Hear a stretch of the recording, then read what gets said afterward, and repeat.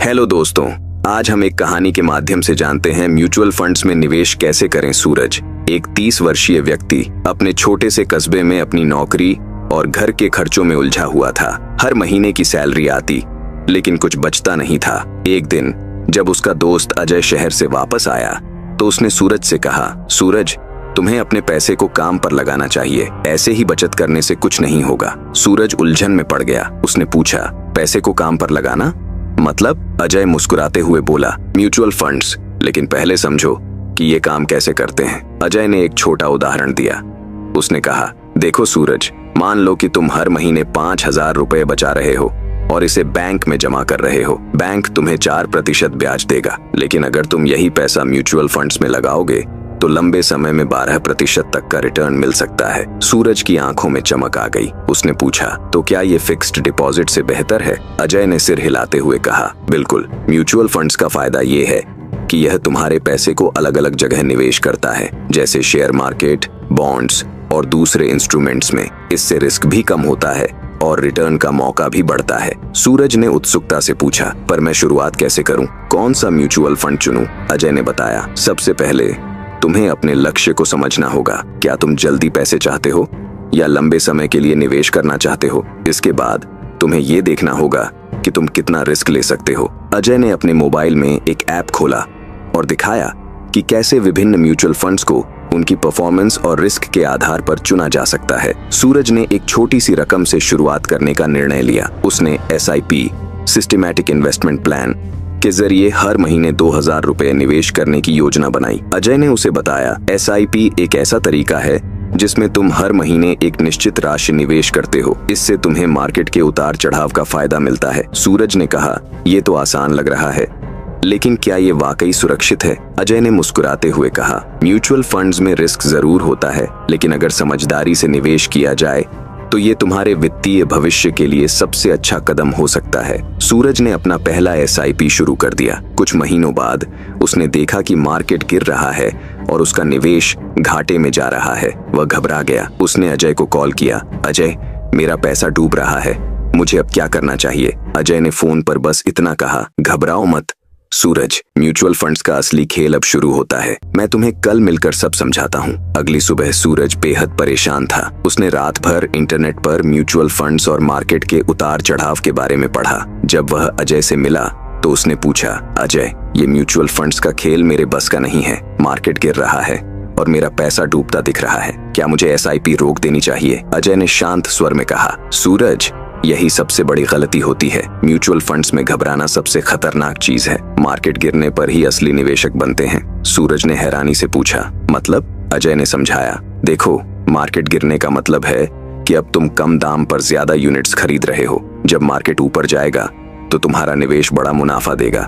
इसे रुपये की लागत औसत, रूपी कॉस्ट एवरेजिंग कहते हैं। अजय ने सूरज को एक चार्ट दिखाया जिसमें बताया गया था कि 10 से 15 साल के दौरान म्यूचुअल फंड्स ने कैसे अच्छा रिटर्न दिया। उसने कहा, म्यूचुअल फंड्स लंबी अवधि का खेल है। अगर तुम इसे समय दोगे तो कंपाउंडिंग का जादू काम करेगा। कंपाउंडिंग को अल्बर्ट आइंस्टीन ने 8वां आश्चर्य कहा है। सूरज ने सिर हिलाते हुए कहा, तो मुझे बस धैर्य रखना होगा और SIP जारी रखनी होगी। अजय ने मुस्कुराते हुए कहा, सही कहा, और सबसे बड़ी बात, तुम अपने लक्ष्य पर ध्यान दो। अगर तुम अपने निवेश को बार बार चेक करोगे तो घबराहट ही बढ़ेगी। अजय ने एक और महत्वपूर्ण बात बताई, सूरज, सिर्फ एक म्यूचुअल फंड में निवेश करना सही नहीं है। तुम्हें अपने पैसों को अलग अलग जगह लगाना चाहिए। इसे एसेट एलोकेशन कहते हैं। कुछ पैसा इक्विटी फंड्स में, कुछ डेट फंड्स में और कुछ गोल्ड फंड्स में लगाओ। इससे रिस्क भी कम होगा और रिटर्न का मौका भी ज्यादा मिलेगा। सूरज ने उत्सुकता से पूछा, क्या मैं अपने SIP को कई फंड्स में बांट सकता हूँ? अजय ने सिर हिलाते हुए कहा, बिल्कुल, और ये सबसे समझदारी भरा कदम होगा। कुछ महीनों बाद सूरज का निवेश धीरे धीरे बढ़ने लगा। वह अब SIP के फायदे समझने लगा था। लेकिन तभी अचानक उसके ऑफिस में एक बड़ा संकट आया। कंपनी ने छंटनी की घोषणा कर दी और सूरज को नौकरी जाने का डर सताने लगा। उसने अजय को फोन किया, अजय, अगर मेरी नौकरी चली गई तो मैं SIP कैसे जारी रखूंगा? क्या मुझे अभी निवेश रोक देना चाहिए? अजय ने गंभीरता से जवाब दिया, सूरज, इस बार फैसला तुम्हें करना होगा, लेकिन याद रखना, हर चुनौती के साथ एक अवसर भी आता है। एसआईपी रोकने से पहले एक बार और सोचो। सूरज गहरे विचार में पड़ गया। वह समझ नहीं पा रहा था कि इस मुश्किल वक्त में वह एसआईपी जारी रखे या रोक दे। सूरज रात भर सो नहीं सका। नौकरी का डर और निवेश जारी रखने की दुविधा उसे परेशान कर रही थी। अगले दिन उसने अजय से मिलने का फैसला किया। कैफे में बैठते ही सूरज ने गहरी सांस लेते हुए कहा, अजय, ये नौकरी का संकट मेरी एसआईपी रोकने के अलावा कोई विकल्प नहीं छोड़ रहा। क्या मुझे ये कदम उठाना चाहिए? अजय ने गंभीरता से कहा, सूरज, सबसे पहले ये समझो कि किसी भी वित्तीय योजना में इमरजेंसी फंड बनाना सबसे जरूरी है। अगर तुम्हारे पास 3 से 6 महीने का खर्च पहले से बचा हुआ होता तो आज तुम्हें एसआईपी रोकने की नौबत नहीं आती। सूरज ने उदासी भरे स्वर में कहा, लेकिन मैंने तो कभी इसके बारे में सोचा ही नहीं। अब क्या करूं? अजय ने सुझाव दिया, पहला कदम यह है कि तुम अपनी प्राथमिकताओं को तय करो। एसआईपी रोकने से पहले देखो कि तुम्हारे बाकी खर्चे कहां जा रहे हैं। क्या तुम कुछ खर्चों को टाल सकते हो? सूरज ने अपना खर्चा गहराई से देखा। उसे महसूस हुआ कि कुछ गैर जरूरी खर्चे जैसे फालतू सब्सक्रिप्शन और बाहर का खाना कटौती के योग्य थे। अजय ने और सलाह दी, अगर फिर भी एसआईपी जारी रखना मुश्किल हो तो तुम इसे कुछ समय के लिए कम कर सकते हो। कई म्यूचुअल फंड कंपनियां तुम्हें मिनिमम एसआईपी जारी रखने की सुविधा देती हैं। अजय ने एक और महत्वपूर्ण बात बताई, सूरज, याद रखना, बाजार में गिरावट और निजी संकट के वक्त ही असली निवेशक की पहचान होती है। अगर तुम मुश्किल समय में भी अपने निवेश को संभाल पाओ तो लंबे समय में तुम्हें इसका बड़ा फायदा होगा। सूरज ने आश्वासन भरे स्वर में कहा, मैं कोशिश करूंगा कि एसआईपी जारी रखूं, भले ही कम राशि से ही सही, लेकिन मुझे इमरजेंसी फंड बनाना भी शुरू करना होगा। कुछ महीनों बाद सूरज ने देखा कि बाजार में तेजी आ गई है। उसका निवेश अब मुनाफे में था। उसने अजय को कॉल किया और खुश होकर कहा, अजय, तुम्हारी सलाह सचमुच काम आई। मैंने एसआईपी को कम किया लेकिन बंद नहीं किया और अब मार्केट ऊपर जा रहा है। मुझे सच में फायदा हो रहा है। अजय ने हंसते हुए कहा, यही म्यूचुअल फंड्स का असली सबक है। सूरज, धैर्य रखो। बाजार हमेशा अपने समय पर वापसी करता है, लेकिन अभी भी तुम्हें एक और चीज सीखनी बाकी है। सूरज ने उत्सुकता से पूछा, अब क्या सीखना है? अजय ने गंभीर होकर कहा, अब तुम्हें पोर्टफोलियोज को रिबैलेंस करना सीखना होगा। हर निवेशक को समय समय पर यह करना जरूरी है। इससे तुम्हारे निवेश को और मजबूती मिलेगी। सूरज ने पूछा, पोर्टफोलियो रिबैलेंसिंग क्या है? सूरज ने अजय से मिलने के लिए फिर से एक कैफे का रुख किया। इस बार वह आत्मविश्वास से भरा था, क्योंकि उसे लगा कि उसने निवेश के कई महत्वपूर्ण पहलू सीख लिए हैं। सूरज ने चाय का घूंट लेते हुए कहा, अजय, पोर्टफोलियो रिबैलेंसिंग के बारे में विस्तार से बताओ, ये कैसे काम करता है?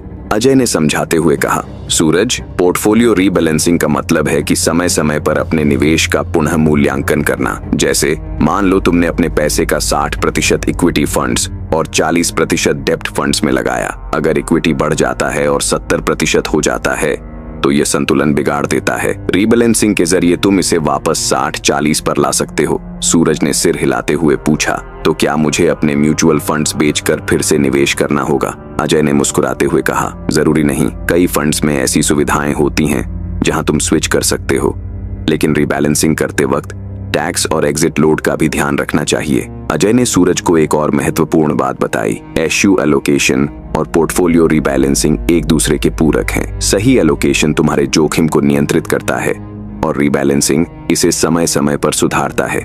सूरज ने पूछा, लेकिन मैं कब रीबैलेंस करूं? कोई समय सीमा है? अजय ने कहा, रीबैलेंसिंग तब करो जब एलोकेशन 5 से 10% से ज्यादा बदल जाए, या फिर साल में एक बार अपने पोर्टफोलियो की जांच करो। सूरज ने आत्मविश्वास से कहा, ठीक है, मैं इसे अपनी वित्तीय योजना का हिस्सा बनाऊंगा। अजय ने सूरज को फिर से याद दिलाया, म्यूचुअल फंड्स का असली मकसद सिर्फ पैसा कमाना नहीं, बल्कि तुम्हारे वित्तीय लक्ष्य पूरे करना है। तुमने अभी तक अपने सपनों और लक्ष्यों के हिसाब से निवेश की योजना नहीं बनाई है। ये अगला कदम होगा। सूरज ने कहा, तो मुझे अपनी एसआईपी को अपने शॉर्ट टर्म और लॉन्ग टर्म गोल्स के हिसाब से बांटना होगा। अजय ने सहमति में सिर हिलाया, बिल्कुल। शॉर्ट टर्म के लिए डेट फंड्स और लॉन्ग टर्म के लिए इक्विटी फंड्स बेहतर हैं। और याद रखो, हर लक्ष्य के लिए एक अलग म्यूचुअल फंड होना चाहिए। सूरज ने निवेश में अनुशासन सीख लिया था, लेकिन तभी उसकी बहन की शादी के खर्च की योजना सामने आ गई। सूरज के पास सीमित फंड्स थे और वह इस नई चुनौती से घबरा गया। सूरज ने अजय से पूछा, शादी के खर्च के लिए मुझे निवेश तोड़ना पड़ेगा, क्या ये सही कदम होगा? अजय ने गंभीरता से कहा, हर निवेश को लक्ष्य के हिसाब से जोड़ना इसीलिए जरूरी है। इमरजेंसी फंड्स और शॉर्ट टर्म गोल्स के लिए पहले से प्लानिंग करनी होती है, लेकिन इस बार मैं तुम्हें एक और वित्तीय टूल के बारे में बताने वाला हूँ। सूरज ने उत्सुकता से पूछा। वो क्या है? अजय ने मुस्कुराते हुए कहा, अब वक्त है लिक्विड फंड्स और सिस्टमेटिक विथड्रॉवल प्लान SWP के बारे में सीखने का। ये तुम्हें शादी जैसे खर्चों के लिए सही समाधान देगा। सूरज ने अगली मुलाकात में अजय से पूछा, लिक्विड फंड्स के बारे में बताओ, ये कैसे मदद कर सकते हैं? अजय ने मुस्कुराते हुए कहा, सूरज, लिक्विड फंड्स म्यूचुअल फंड्स का ऐसा प्रकार है जिसमें तुम्हारा पैसा शॉर्ट टर्म इंस्ट्रूमेंट्स जैसे ट्रेजरी बिल्स या कमर्शियल पेपर्स में लगाया जाता है। इसे तुम इमरजेंसी फंड के तौर पर इस्तेमाल कर सकते हो। सबसे बड़ी बात, इसे जब चाहो तुरंत निकाल सकते हो। सूरज ने हैरानी से कहा, मतलब ये फिक्स्ड डिपॉजिट से भी ज्यादा फ्लेक्सिबल है? अजय ने समझाया, बिल्कुल। इसमें आमतौर पर लॉक इन पीरियड नहीं होता और विड्रॉल्स पर पेनल्टी भी नहीं लगती और इसका रिटर्न सेविंग्स अकाउंट से बेहतर होता है। सूरज ने अगला सवाल किया, और SWP ये क्या है? अजय ने कहा, SWP एक ऐसी सुविधा है जहां तुम अपने म्यूचुअल फंड से हर महीने, तिमाही या सालाना एक तय राशि निकाल सकते हो। ये तुम्हें एक नियमित आय का साधन देता है। सूरज ने चकित होकर पूछा, तो क्या मैं अपनी बहन की शादी के लिए SWP का इस्तेमाल कर सकता हूँ? अजय ने कहा, बिल्कुल। अगर तुमने पहले से इक्विटी फंड्स या डेट फंड्स में निवेश किया होता तो अब तुम SWP के जरिए जरूरत के हिसाब से पैसे निकाल सकते। ये तुम्हारे मूल निवेश को सुरक्षित रखते हुए मदद करेगा। अजय की सलाह ने सूरज की सोच बदल दी। उसने लिक्विड फंड्स में एक इमरजेंसी फंड बनाना शुरू किया और SWP का फायदा समझने के लिए अपने पुराने निवेशों की समीक्षा की। कुछ दिनों बाद सूरज ने अजय से कहा, अब मैं अपनी बहन की शादी के खर्च के लिए लिक्विड फंड्स और SWP दोनों का इस्तेमाल कर सकता हूँ। तुमने मेरी बहुत मदद की। अजय ने कहा, याद रखना, वित्तीय योजना हमेशा फ्लेक्सिबल होनी चाहिए।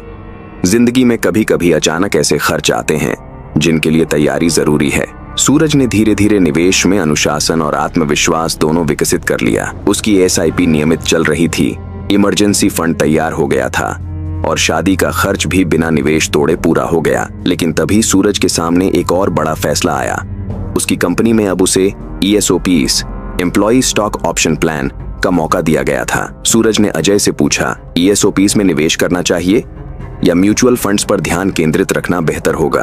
अजय ने गंभीरता से कहा, ESOPs एक शानदार मौका हो सकता है, लेकिन इसके जोखिम और फायदों को समझना जरूरी है। क्या तुम्हें पता है कि ESOPs और म्यूचुअल फंड्स कैसे एक दूसरे से अलग हैं? सूरज ने कहा, नहीं, लेकिन अब जानना चाहता हूँ। म्यूचुअल फंड्स और अन्य निवेश विकल्पों को समझने के लिए हमारी अगली वीडियो का इंतजार करें। अगर ये कहानी आपको पसंद आई हो तो लाइक करें, शेयर करें और चैनल को सब्सक्राइब जरूर करें।